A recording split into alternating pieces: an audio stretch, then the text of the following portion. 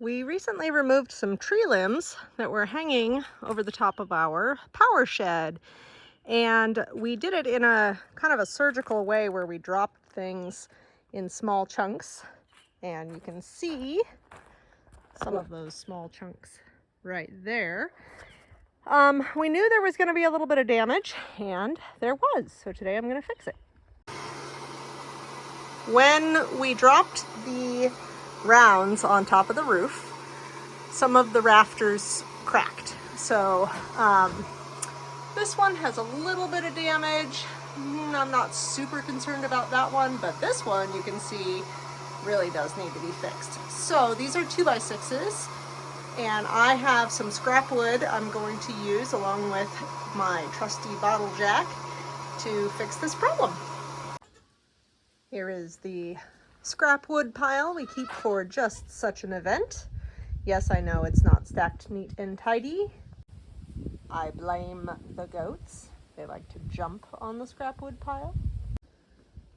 So these are some 2x4s. I already have one over there that's already cleaned.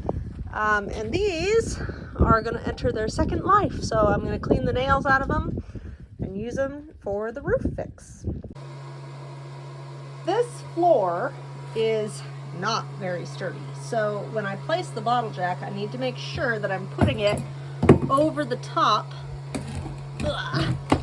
of a nail path, which means that there's a support underneath there. Otherwise, when I use the bottle jack to raise the roof, so to speak, the force could go down instead of going up, and I could put a hole in the floor. So I'm going to try very hard to avoid doing that.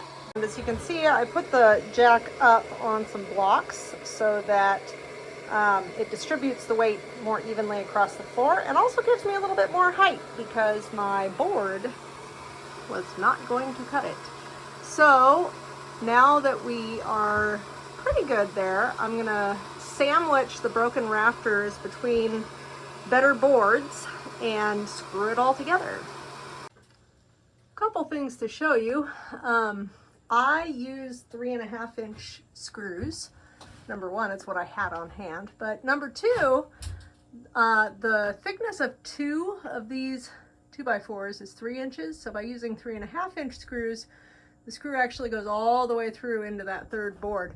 So I secured it in 3 different places on this side, and then I secured this one in 3 different places on this side.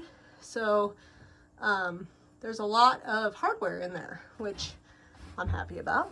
Ta-da! All right, now I'm gonna remove the jack and we'll see for sure how it looks. All right, now we have one more problematic piece here. I'm actually not all that worried about it. I am gonna hammer it up and stick a toenail screw through it. Toenail screw, I'm sure that's a technical term. But all that is blocking to keep the rafters apart. And then I'll come along and see about reinforcing that one.